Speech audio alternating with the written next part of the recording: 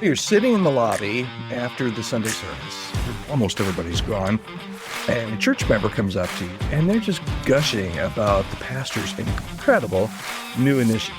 You know, the one that you spent 3 months developing, the one you pitched in the staff meeting, and the one that he said yes to and then announced it from the stage like it came to him in some kind of a Jesus dream.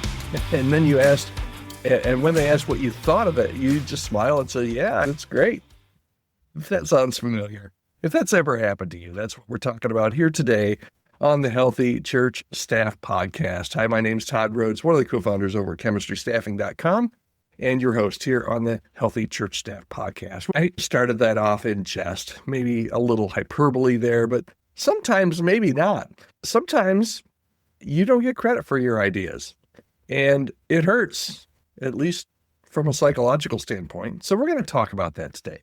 Now, let me start here.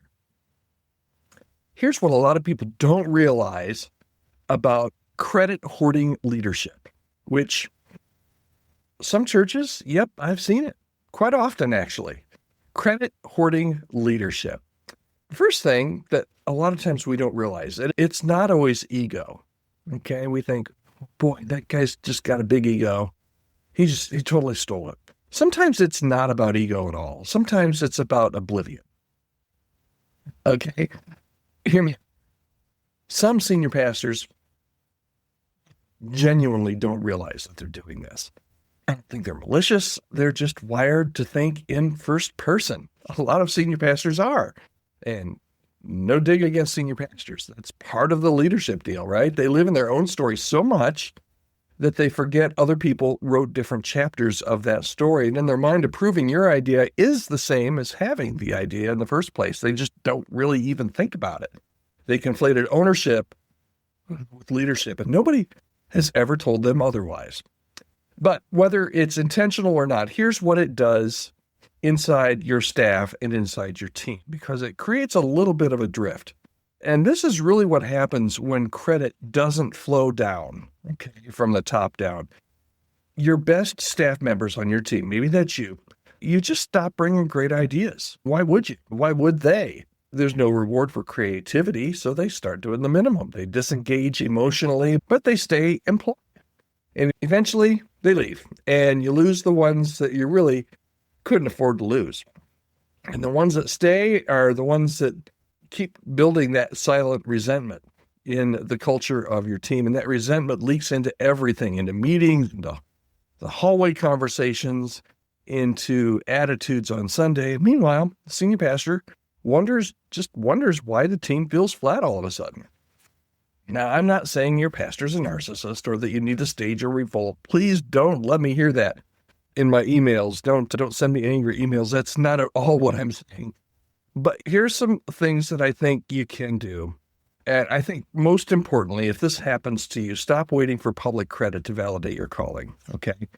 You need to be able to celebrate that credit, that public credit from your calling. If your sense of purpose depends on applause, you're probably already in a fragile position. God saw the work that you did, and he knows who did it. Okay, and that's not a cop-out. That's really the foundation. So first thing is stop waiting for public credit to validate your calling. Secondly, if it really bothers you, have a private conversation, not in front of the staff, not passive-aggressively, just one-on-one. Just say, hey, I'd love it if you could mention the team when you talk about this project. I think that would really mean a lot to them. Most senior pastors will say yes. They just honestly didn't even really think about it. And if they get defensive, now you know that there's probably something maybe a little bit deeper. Okay? So second, have the conversation. Third, create your own culture of credit within those that you work with. Maybe you're the head of a department. Maybe you're a larger church and you have people that report to you. Create that culture of credit within your department. Maybe you're like, Todd, I'm in a church of a couple hundred or so, and I don't have any staff that report to me. Create that culture of credit within your volunteers, because I bet you, and this also works this way too. Maybe one of your volunteers had a great idea, and maybe you didn't realize it, but you took credit for that idea. So whatever your sphere is, If you're on a church staff, you have people that you work with. Create with those people that culture of credit. If you lead anyone, be the leader who names those contributions, because that will break the cycle. And that can be the antidote that will show up and move its way up the roster at your church. People will see that. People will notice it. And finally, let me just throw this in here. This is number 4. Know when it's time to go. If this is a pattern, not a moment, if it's systemic, if it's not situational, you might be in a culture that just won't change. And if you stay too long in that environment, it will warp you. It will damage you. You'll either become bitter or invisible, and neither one is worth it.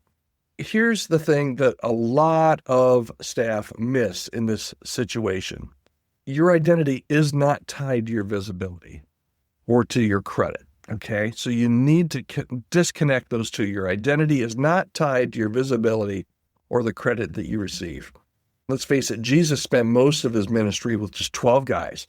Huge crowds came and went, but he invested not in the thousands, he invested in the few, in private. And a lot of what you do will never, ever be seen, but that doesn't make it less significant. In fact, some of the most kingdom-shaping work happens in rooms that nobody ever knows about, and in meetings where people are never attending. And if you're constantly needing to be noticed, you're not leading, you're performing, and performance always burns out. So here's your bottom line for today. Your work doesn't need a spotlight to matter, but your team does need to know that they're seen. That's it for today. Let me just leave you with this. You are doing work that matters. It's kingdom work. And even when nobody is saying your name from the stage, it matters, and you matter. So keep going. And if this has helped, if this is something on your staff that I think other people might be helped by, forward them. Just pop them an email and say, hey, listen to this. Tell me what you think. I would love for this to be a discussion starter at churches all across the country. So share it with someone on your team who needs to hear it today.